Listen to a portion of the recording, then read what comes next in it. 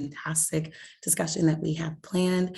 If you're not familiar with pandemic periods, we're so happy to bring this conversation to you, and I'll be delivering a few insights on what it is that we're doing at the organization. But we are a global collective of menstrual health leaders operating in 21 different countries, and we are so thrilled to bring you this discussion this morning. So just another minute and we will get moving and grooving. And of course, thank you to the fantastic Jenny for bringing us all together this morning.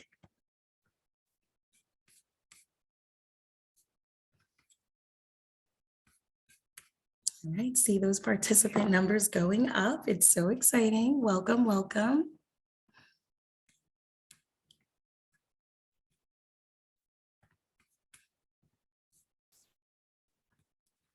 Great.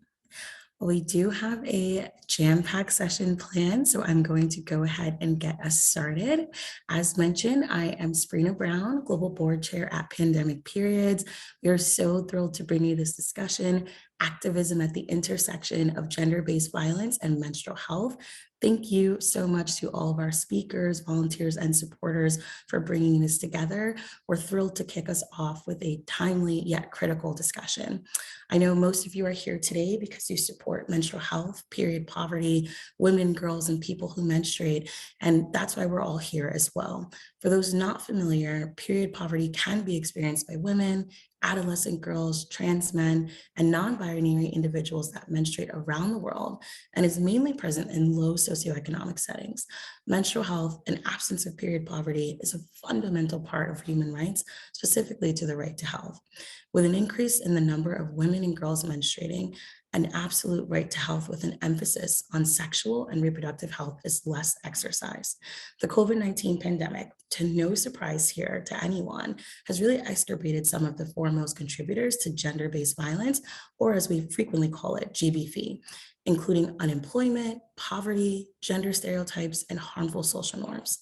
This year, the 16 Days of Activism Against Gender-Based Violence, led by the United Nations Secretary General's Unite by 2030 to End Gender-Based Violence campaign, calls for global actions to increase awareness, galvanize advocacy efforts, and share knowledge and innovations. And that's why we're all here this morning. We want to share knowledge, we want to increase awareness, and we're bringing expert leaders who are able to drive this discussion forward. So I'm thrilled to be leading this discussion as the Global Board Chair of Pandemic Periods in partnership with Girls Health Ed, and we'll be exploring 3 key objectives today. Number 1, you're going to hear us talk about the relationship between gender-based violence and menstrual health.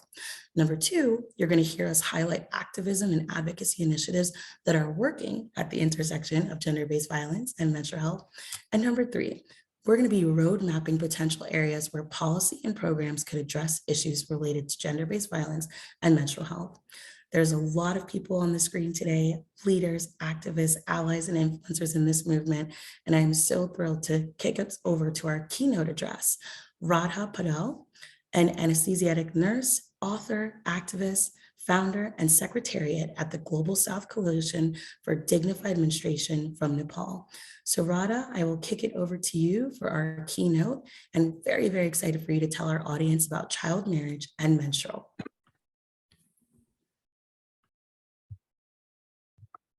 Thank you. Namaste. Good evening, friends. It's my great pleasure to be with you all. Thank you so much for this opportunity. I have so many stories to share. Let me share a story. Why do I dedicate my life for dignified menstruation today? It started 40 years ago. I knew menstrual blood as an impure, dirty, and contaminated fluid from my mother. I not only observed dozens of menstrual restrictions among my 3 sisters, but also noticed that they were treated as powerless, inferior, disadvantaged, and weak. I was shocked and deeply traumatized. I did not like to live as a girl child, so I attempted suicide. Unfortunately, I failed, and fortunately, I am speaking with you all now. The story continued. At my menarche, when it was my turn to do as expected, I revolted. I refused to follow any forms of menstrual discrimination. My 3 sisters, like every other menstruators, had followed our mother in the culture of menstrual discrimination. But I questioned my mother just like I would later question her and reject the post early marriage my sisters would quietly accept, just like the menstrual restrictions. But we know this is not only my story. It is the story of many of us globally who are born with uterus, ovaries, and bleed. It is happening now. Since I start my keynote speech here today, 28 girls got already married, and 1 in every 5 girls is married before the 18 years. Principally, we all agreed that the marriage before the age of 18 is considered human right violation, that this mostly affect people who menstruate, and that it can lead to a lifetime of disadvantage and deprivation. Practically, we have been repeating the same things for decades with minimum results, meaning we are also repeating the same mistakes. Today, I am claiming that we are also drivers for child marriage because historically it has already been 93 years since the first policy against child marriage called the Sarda Act of 1928, yet we are not close to eliminating child marriage. A global network called Global South Coalition for Dignified Menstruation, where I worked as a founder, reviewed the policies of Bangladesh, India, and Niger regards to child marriage and menstrual practice. That report identified the drivers for child marriage are no or low education, poverty, harmful practices, FGM, family honor, trafficking, gender norms, disaster, wars, and pandemics. In other words, ending child marriage campaign focused on improving education, livelihood, laws, legal mechanism, engaging boys and religious leaders. Sadly, we still have insignificant result today. Global South Coalition, FAME-led, states that child marriage would reduce if we dismantle the menstrual discrimination at home and at school. But all research countries and networks which are dedicated for ending child marriage, such as South Asia Initiative to End Violence, the African Union, Girls Not Brides, remain silent on menstrual discrimination. This is not a blunder of NGOs or networks. It is a misunderstanding, undermining, and negligence of the most vulnerable communities, narratives of their authentic experience, and corresponding grassroots organization from the Global South. It may sound harsh, but this is the reality. Menstruation is an inevitable biological phenomena with more than half of the population of this planet who are born with uterus and ovaries. Irrespective to global north or south, the taboo, stigma, restriction, abuses, violences, deprivation from resources during menstruation that manifested as different names, forms, and magnitude. We, Global South Coalition, clubbed it and called menstrual discrimination. It is very complex and multifaceted. It is not only form of GBV, but also cause and effect of many forms of GBV all around the globe. For instance, the underlying reason of sex-selective abortion in Global South and gender pay gap in Global North is the same, where menstruators are considered weak, powerless, inferior, and disadvantaged. Most importantly, menstrual discrimination plays a vital role for construction of the power and patriarchy since childhood. Regrettably, Human Rights Declaration 1948, Convention for Elimination of All Forms of Discrimination Against Women 1979, Convention of Child Rights 1989, SDGs 2015 never ever discuss about the systemic and symptomatic impact of menstrual discrimination throughout the life cycle of menstruators. Is the result of systemic impact. People who menstruate have low social status. Symptomatically, her mind and everyday routine for 5 days in a month or 60 days in a year is interrupted. In Australia, 8 out of 10 girls hide menstruation. Is this because of menstrual cramps or lack of menstrual pad or what? It is because of lack of dignity. Currently, many of us agree that pandemic accelerated the child marriage. Did we ask whether the menstruation stopped due to COVID? Who were in isolation, quarantine, ICU, relief distribution, vaccine both? Were not 70% frontline health workers menstruating people? Which gender responsive or gender JC policy address the menstrual discrimination from UN to local NGO? Which disaster risk reduction and HR policy address such menstrual discrimination?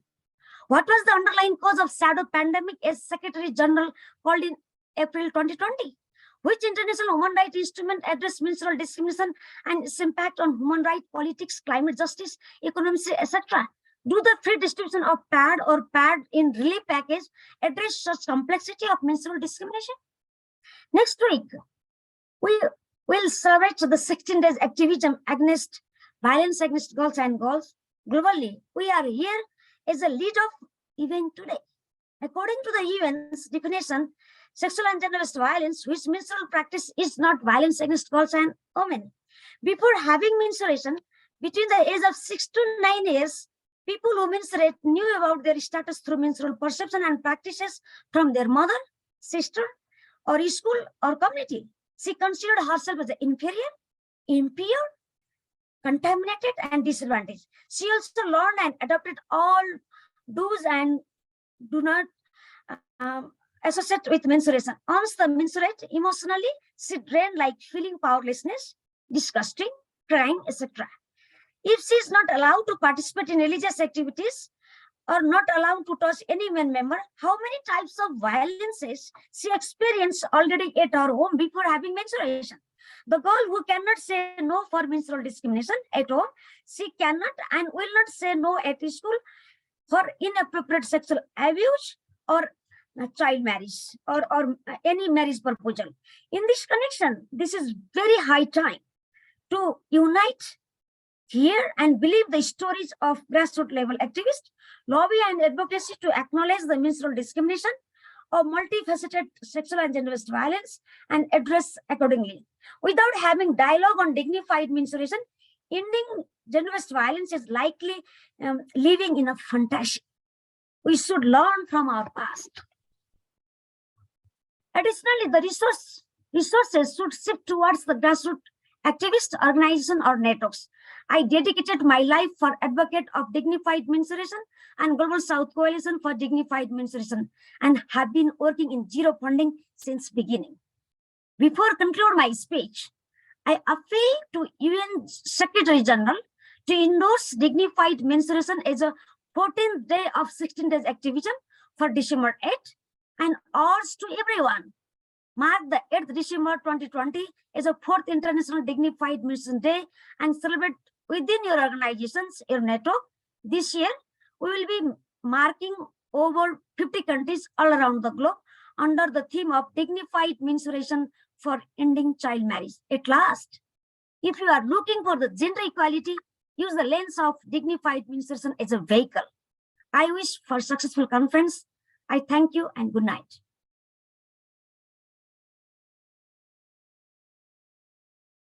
Radha, thank you for that powerful keynote address. I am with giving you all the applause. That was absolutely incredible.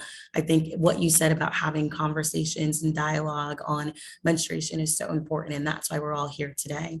We know that we've been talking and pushing for this advocacy, this issue, this topic for decades and decades. Many of you have been doing this work since before I was born, but it's so important that we learn from our past to make sure that we can bring the innovation, tactics, and strategies forward in our future. So thank you, Radha, again, for joining us, for kicking us off for today's activism at the intersection of gender-based violence and menstrual health discussion.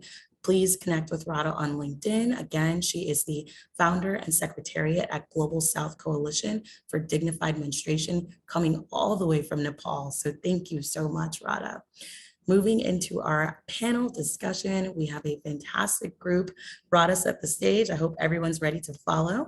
We are thrilled to kick off the activism at the intersection of gender-based violence and menstrual health panel discussion. We have 3 fantastic speakers that are here today.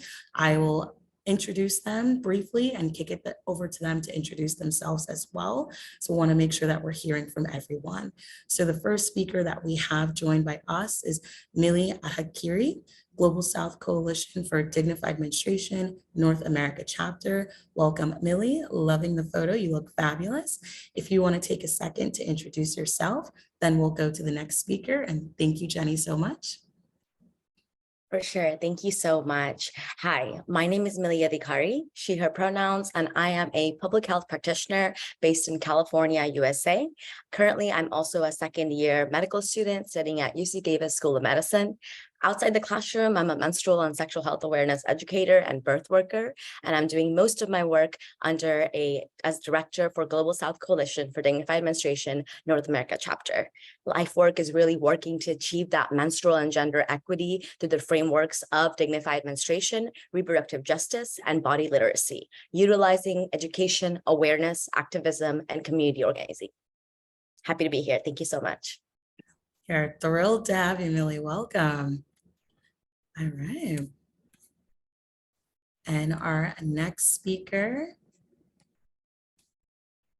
Thank you so much, Jenny. We have Mai Hun joining us, fellow women and gender issues, thematic area, coming all the way from Vietnam. Thank you so much, Mai, for joining us. We know that you are at the intersection of feminist and gender justice, and we're thrilled to have you with us. Going to kick it over to you to introduce yourself as well. Thank you, Sabrina, and hello everyone. I'm Mai, and I'm currently based in Vietnam. I'm an intersectional feminist and human rights advocate. So during my work to promote gender justice and human rights, I believe that sexual reproductive human rights and gender-based violence plays very important role in all the way that what we are doing. So my continued focus part will be focused on those topics and around in accordance with feminist and gender justice in general. So I'm currently serving as one of the board coordinator member of YPA Vietnam with education for sexual reproductive human rights. And also I'm also looking for new opportunities so that I can actually directly contribute to those topics like SRHR and gender-based violence, and also contribute to gender justice and human rights in general. And so happy today with very constructive panel and with you guys on, so that I hope that we can have like a really meaningful discussion here today. Thank you. Yeah, thank you so much, Mai. You bring a wealth of expertise and knowledge to the discussion, so we're thrilled to have your perspective. And our third and final panelist, Rockstar. Thank you so much, Jenny. We have Chidi Madu Okoli, Dr. Ameo Stella Adeva Health Trust, coming from Nigeria. Chidi, thank you so much for joining. I don't believe I said this, but I'm also from Africa. My parents are Liberians, so hello. Great to be connected with you.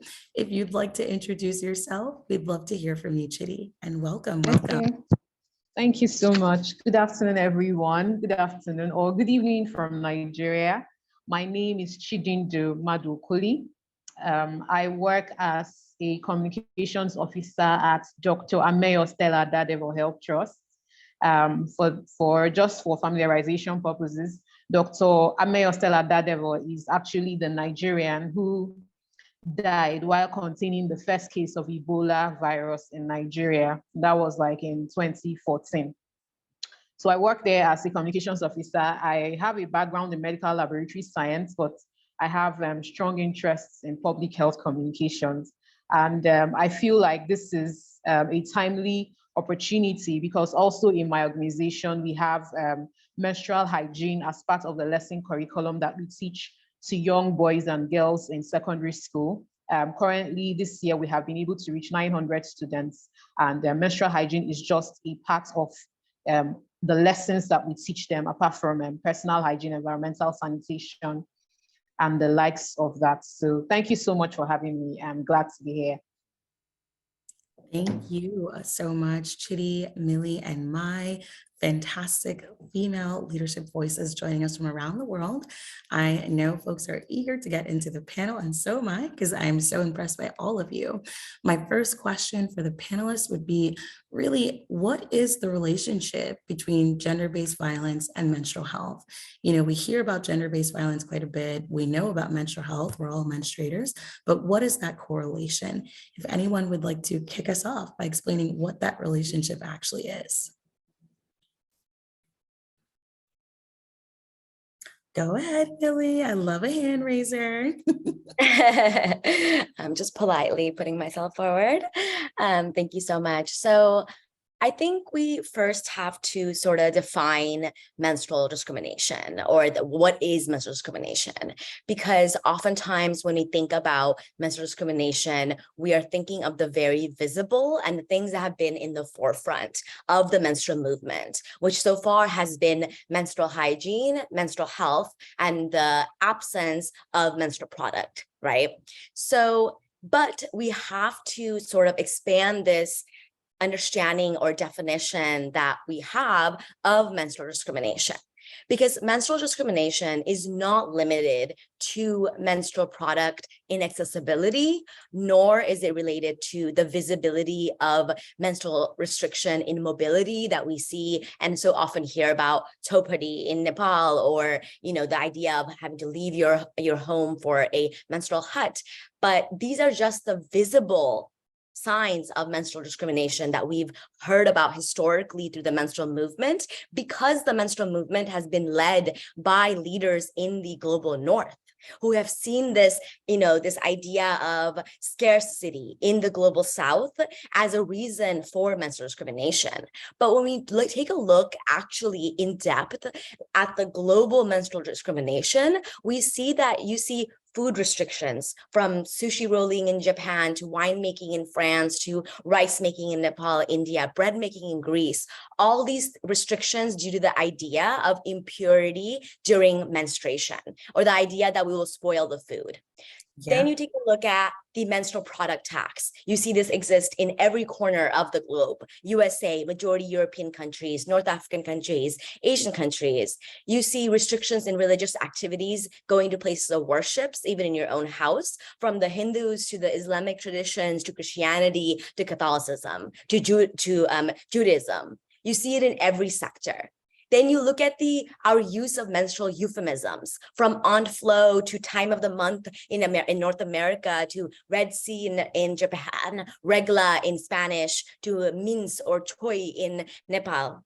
You see the restrictions on mobility, restrictions obviously to menstrual huts, which are visible, but then to the actual corners of the kitchens and prayer places in the household, to self-restrictions, from internalizing the shame and stigma that we feel around menstruation to not going to schools, and not only in the global south, but countries like Australia, Canada, Mexico, USA, who state that the feelings of shame and stigma and insecurities around menstruation and for the menstruator is causing them to not go into schools or engage in activities like swimming, biking, playing with non-menstruating people, basically restricting or self-restriction or a community-led restriction during menstruation.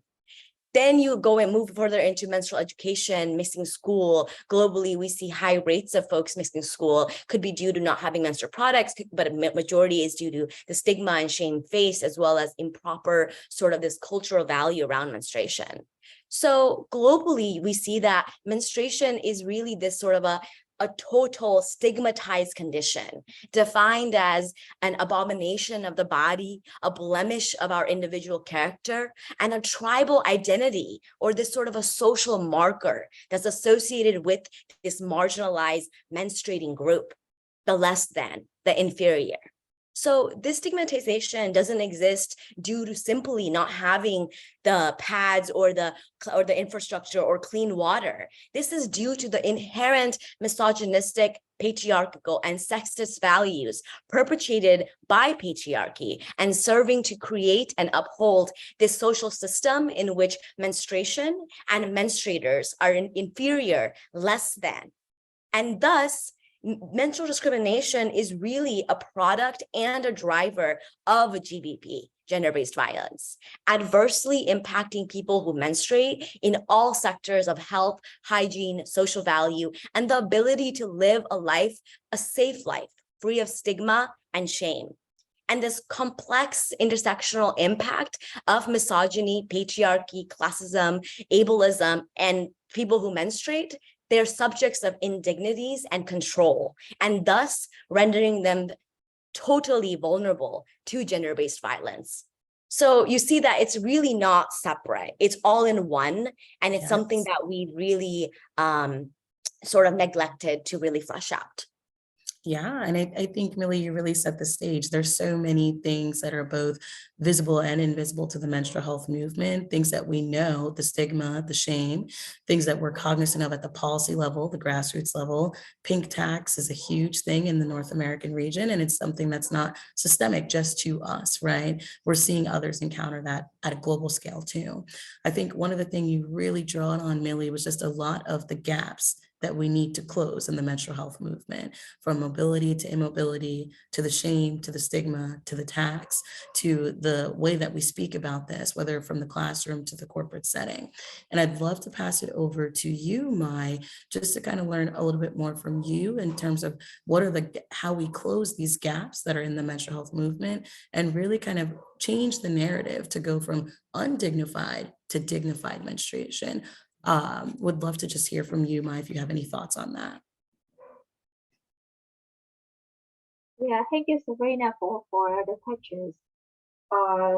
Before coming to the answer for your questions, I will give some overview of my situation, overview of the community that we are in, so that I can link it together.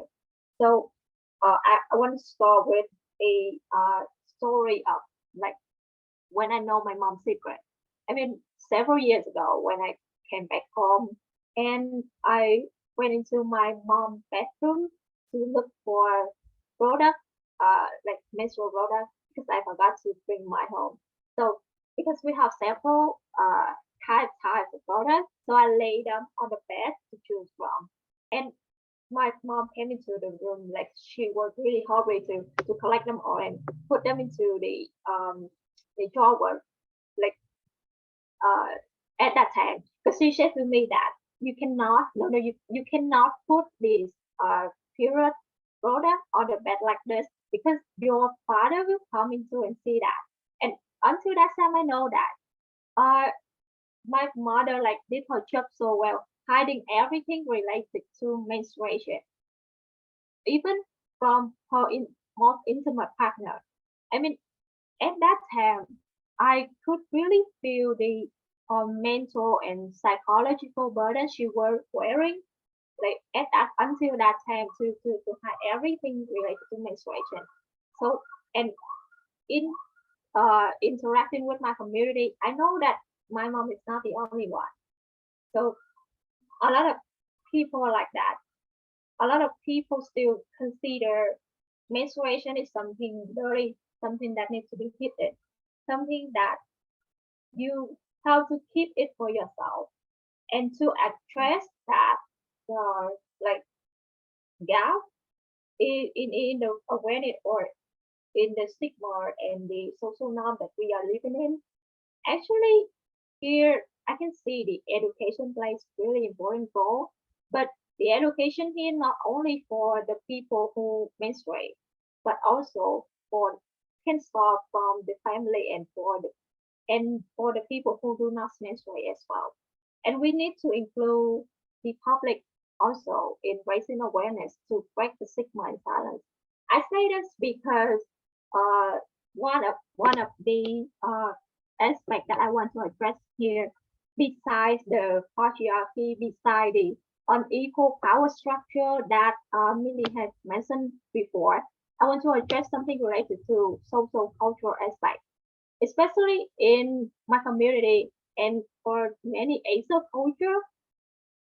The power structure, the family structure has very like put the elder generation like like give the elder generation so much influence on the younger generation.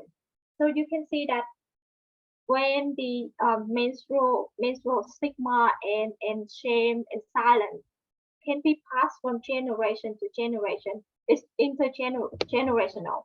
So to address that, like I said before here, we need inclusive and uh like inclusive and holistic approach not only for people who menstruate.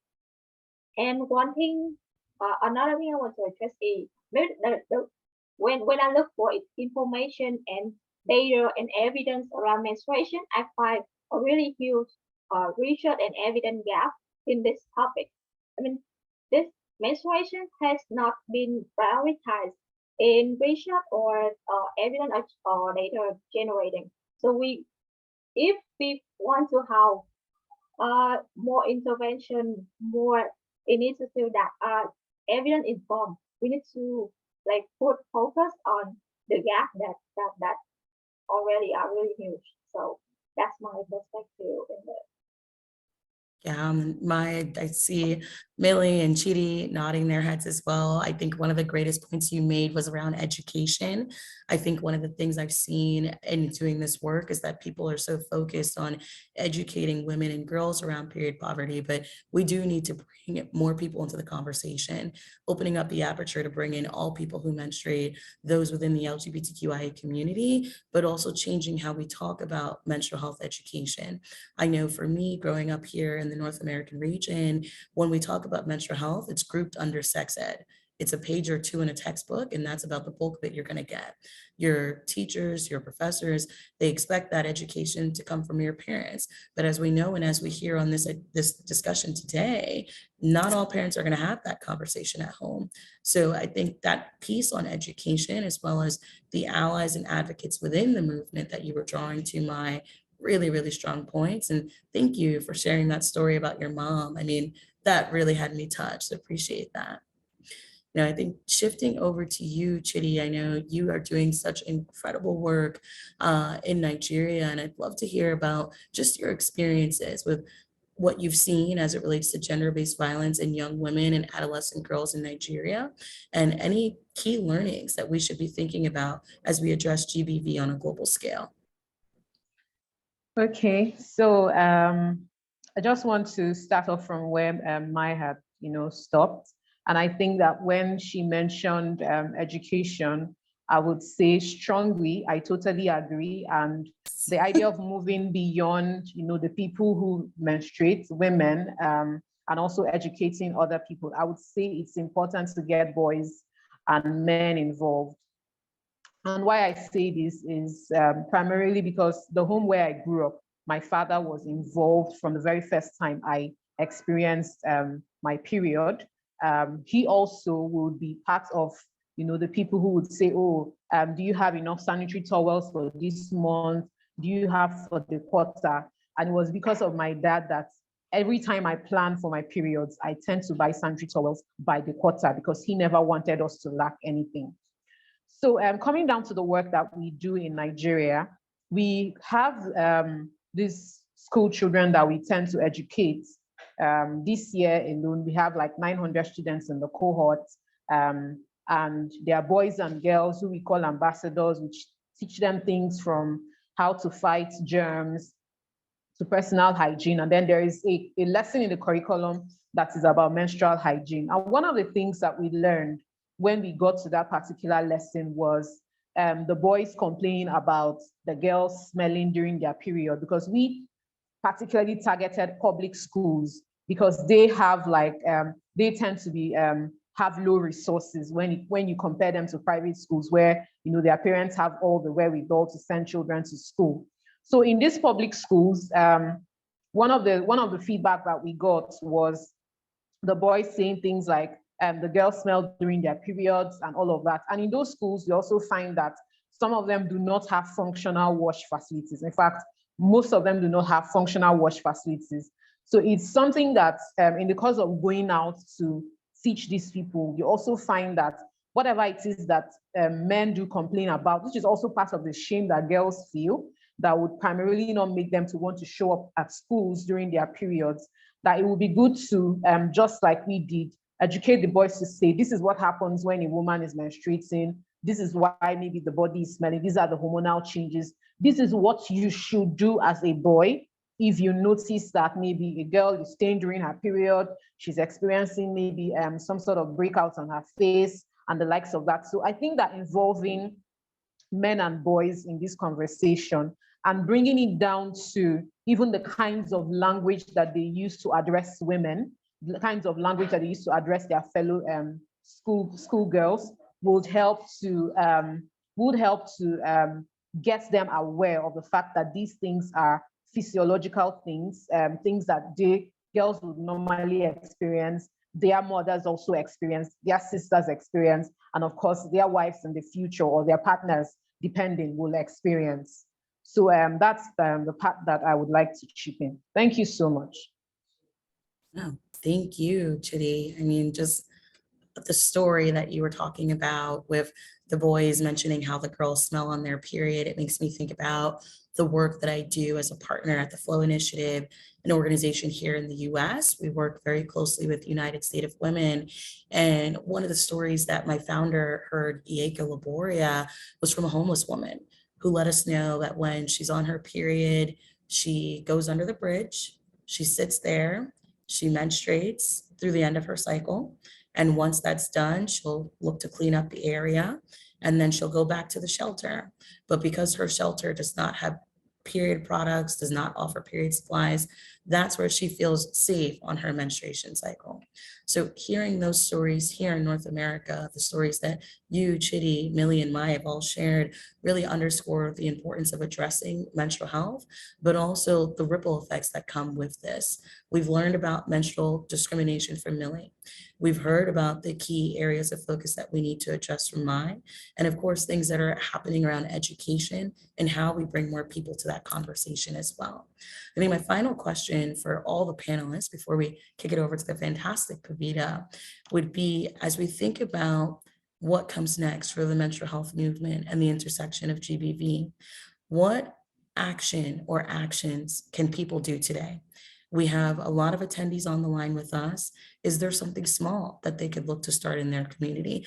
Obviously, attending this webinar is step one, but any other small steps that they could consider or that they can take away from this, if any of the panelists have a final word on that. Oh, go ahead, Mai. I saw that hand raise. Okay, so I want to continue with something that I want to share, or just 3 points from my point of view. The first one that we can do, like we can pay attention to the language that we use. I can give an example, like we have the word menstrual hygiene day.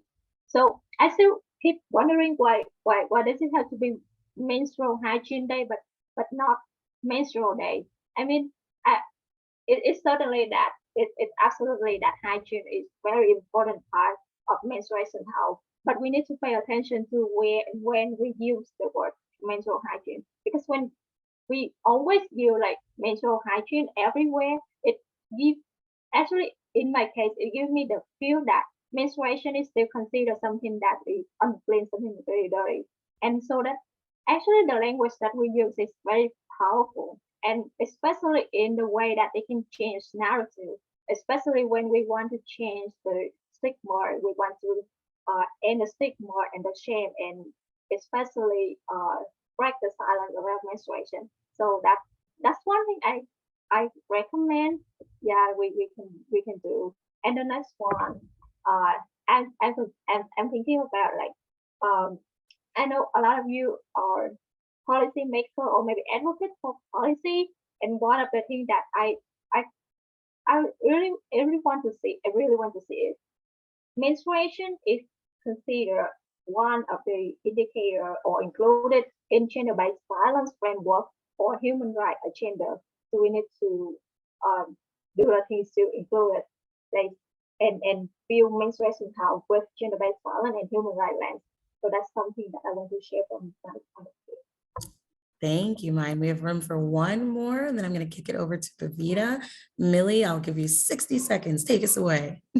you. you so much, Sabrina. I just wanted to add, along with what Mai said, I totally agree. It's our language is very powerful. So changing our language to dignified language, to positive, empowering language. So we're not focused on this dirtiness, on this sort of idea that menstruation is still dirty and that we're using products as a way to cover it, right? As a way to hide it away, as a way to silo it again, just to the menstruator. So we really do have to prioritize dignity, and we can do that in every sector. I think that's what's so resistant right now in the menstrual movement, is that idea that, okay, we've been working on products or wash or infrastructure for so long that we cannot get out of these silos, but we can. You can insert dignity in all of those sectors. You can, you can move towards having advertisement companies don't put things like whisper and secret, use real red blood in advertisements, talk about, empowering young menstruators, celebrate Maynarch, start community-led Maynarch celebrations where we talk about menstrual product use as well as the psychological impacts of menstruation. We share these, ancestral advice and build community. And these are the sort of empowering things that we can all take as audiences and panelists who are working on the menstrual movement. Please follow us in Dignified Menstruation, as well as urging the UN 16 Days of Activism to include a day of dignified menstruation to address menstrual discrimination and GBV. So thank you so much. Thank you, Millie. Mic drop. So we're going to bridge over to our closers. We have two fantastic speakers. The first one needs no introduction. I believe you all know the fantastic Pavita Sen, Executive Director at Girls Health Ed. So Pavita is going to be taking I think us. the network is breaking up a bit from my end. Oh, sorry. Can everyone hear me okay? Okay. Okay, I can hear you. I can hear you better now. Okay. Okay. No worries at all. So we're going to kick it over to Pavita, and then closing us out, we do have the fantastic Ruth Kamo, Monitoring and Evaluation Lead, Pandemic Periods at Kenya. So we have two fantastic speakers. Pavita, take us away. Ruth, you're going to be closing us out. We cannot wait to celebrate with you, but over to you, Pavita. I know you've put together a fantastic roadmap, and I'll stop talking now so you can run the floor. Yeah, absolutely. So first of all, thank you for that very flattering introduction, and very special thanks to Millie and to Mai and to Chidi and to all of you for participating. So for the next few minutes, next 10, 15 minutes or so, this is actually going to be a very audience participatory based discussion. So essentially, we're all going to be working together to pave the road forward and creating our roadmap together. So I'm going to go ahead and share my screen. Let's see, can everybody see my screen? Okay, yes. Perfect. So yeah, so I'm going to basically be typing out whatever everybody has to say. So I'll get us started. We heard from Mai and from Millie about using empowering language, but now I'd like for us all to participate, audience members, share with us some of your success stories. What can we be doing better? How can we overcome these challenges together? Anything that you've personally seen in your work that we can do. This is our time, and maybe Sabrina or somebody else, if you can pay attention to the chat, that way I can capture what everybody has to say. Yes, of course. And I know we are having a little bit of a chat malfunction. So for those who are joining us, please do use the Q&A function to participate in this part of the discussion. We would love to see your questions and answers to what we can do moving forward. So again, please do use the Q&A. I know I just got a text message from one of my friends who are on the panel in terms of what we can do is educate. Yes, I was going to say engaging men and boys. That was the other thing. And I'd say one to add from me, Pavita, is just changing the conversation around menstrual health, moving from stigma to celebration. Growing up in North America, every ad I saw for menstrual health were women in pain or cramping or sweating, or their periods were the be all end all. When I got my period, I felt terrified. Am I going to be in pain? Am I going to be terrified, anxious, nervous? I never really saw a positive depiction of that. So how we visualize menstrual health through content, marketing, media, all of that plays a critical role as well. Oh, we're seeing the chat. Yes, everyone, please use the Q&A function. This is amazing. We have Monica Muhoya. She says strategic partnerships, if we can get that on there. Monica, again, 2 for 2. She says using digital media to normalize periods across all platforms. Fantastic, Monica. Then we have Alisa Marian Soto Mendez, involved in the debate about menstruators, people who menstruate, people with periods, versus the feminist perspective of not erasing women and girls when talking about menstruators. Yeah, that's quite a conversation, definitely. Thank you, So Alisa. basically, is that involving people who menstruate in the debate? Or? Yes, and really involving people who menstruate in the debate, because more often than not, you know, Pavita, when people think about menstruation, they just think about women and girls, but we know members of the LGBTQIA community also are menstruators as well. And then from Sofia Cifuentes, she says, talking more about menstruation in general. In Chile, the conversation is just starting. And fortunately, a menstrual health guide was just published with the collaboration of various ministries like Women and Gender Equity and Health Ministry. If you read Spanish, you can download it here. Thank you, Sofia. This is great. That's And awesome. And I think, I think it all starts with us. It starts with what we do in our everyday lives with our family, with our friends. For me, for example, I have just started telling people I'm on my period instead of saying things like it's my time of the month. And, no matter who I'm talking to, whether that be coworkers or, boys, girls, whoever, it starts with us. That's how we change the conversation. fantastic. And I see Rockstar Millie says, adopt dignified menstruation at the center of menstrual movement. Yes, yes. Thank you, Millie. And we've got more coming in. Well, we've got some amazing builds from Martin Moena Tornesunu. Apologies if I pronounced that wrong, but welcome, Martin. Thank you so much. And you're coming from Ghana, which is fantastic. And 2 builds from Martin. We have community awareness needs to be deepened. Fantastic. And create more children and youth groups in the community. So I think that's a great build, Martin, just thinking about how we're engaging children and youth at that adolescent level around menstruation, menstrual cycle, menstrual health, and building that awareness from the ground up. All right. And more bills are rolling in. We've heard from Chelsea Hernandez.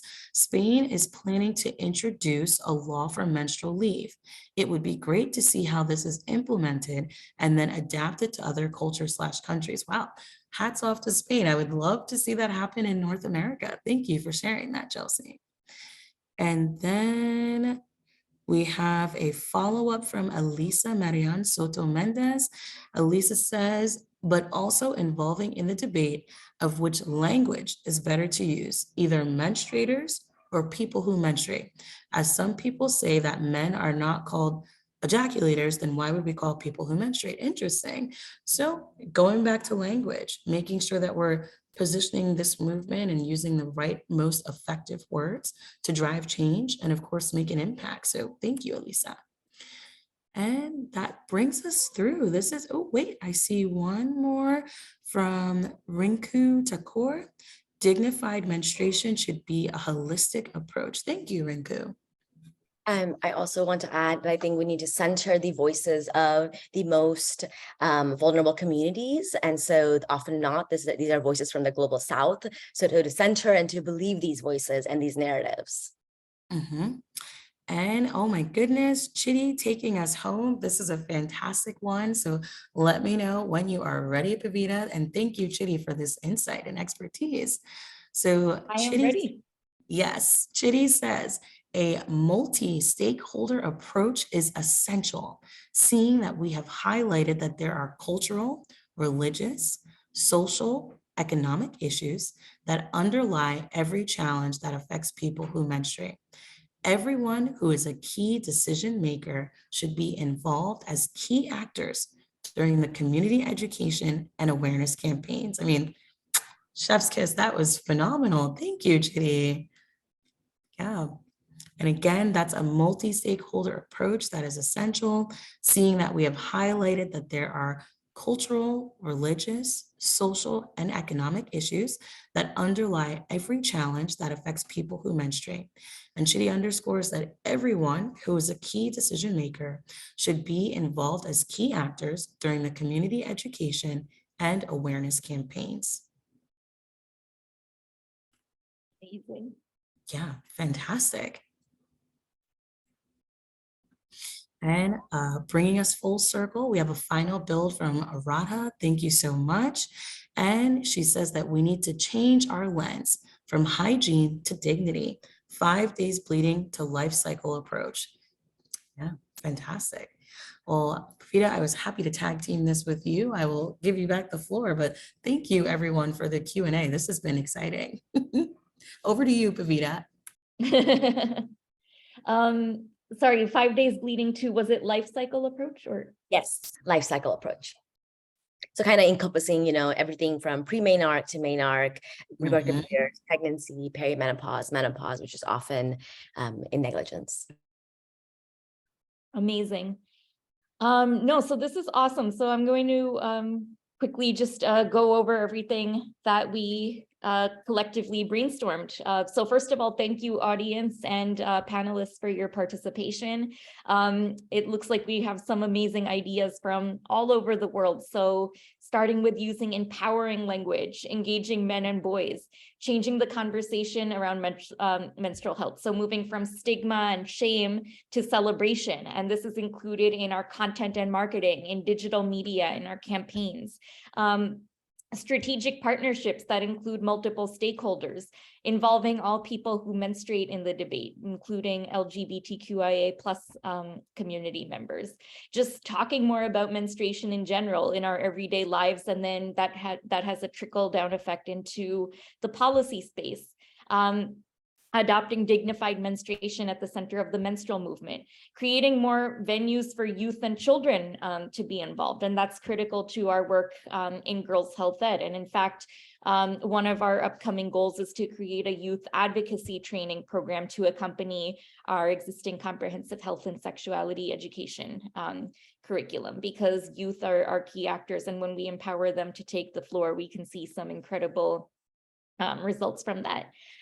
Spain has done an amazing thing by writing a law for menstrual leave. And so we'll be very excited to see how that plays out. Coming back to language, what are the most effective words that we can use? Do we use the word menstruator versus people who menstruate? Coming back to the theme of dignified menstruation, it should be a holistic approach, centering and believing the voices of those who are most vulnerable. We have taking the multi-stakeholder approach, considering the fact that there are cultural, religious, social, economic implications around menstruation. And so everyone who's a key decision maker should be involved as key actors during our education and awareness campaigns. And of course, changing our lens from hygiene to one of dignity. So it's not just 5 days of bleeding each month. This is something that affects us from the day we are born until the day we die. So I just again wanted to thank everybody for your enthusiastic and passionate participation. And just a reminder, it all starts with us. We're at the forefront of this movement, and the fact that you all are here, whether as a panelist or as an audience participatory, just as in an audience participatory kind of if that's your role here, all of that has significance, and it all starts with us. We are the key players, and we're ready to move this conversation forward. So thank you for that, and I will now hand it over to Ruth to close us out. Yes, thank you so much, Pavita, and thank you, Ruth, the phenomenal. We are so thankful to have you take us home and close us out of this amazing discussion around activism at the intersection of menstrual health and GB.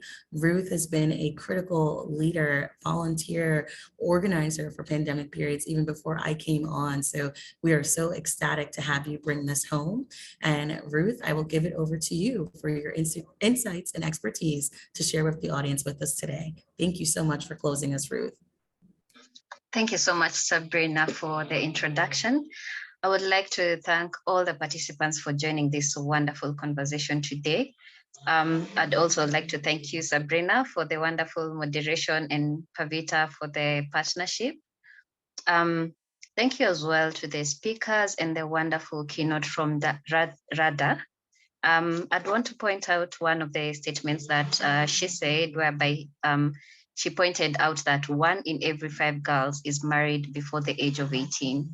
Just imagine spotting 5 girls somewhere seated. One of them is married off before the age of 18, which means her life drastically changes. So I want to point out a few PowerPoints that I got from our wonderful 3 speakers.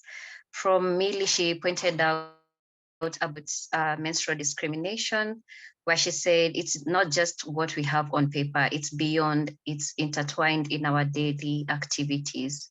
For example, restriction from going to religious places or being involved in the activities, food discrimination, and the language used, euphemism. That was such a wonderful point. I don't think it's put on paper as much as we'd want it to be. Mostly it's about the products and the facilities. Thank you so much, Millie, for that point. Thank you for also stating that menstrual stigma is passed down from one generation to the other, which means it's quite deeply rooted. So we have a lot of work to do to curb all these things. And she also pointed out that there's a lot of mental and psychological burden for the menstruators, and this gap is bridged by educating both menstruators and non-menstruators, which was a point supported strongly by Chidi.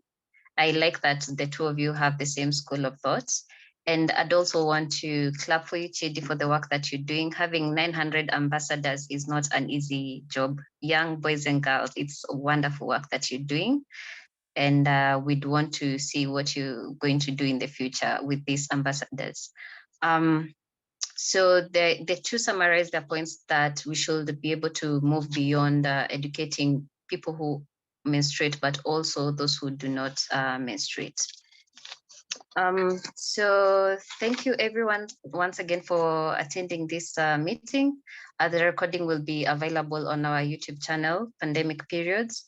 And kindly let's keep the conversation going on Twitter, on LinkedIn, on our handles. Thank you for your commitment to our mission, and we hope to see you all in our future events. Thank you, everyone. Happy Thursday. Thank you, all of our speakers, and we'll talk soon. Thank you, everyone. Bye. Thank you, everyone.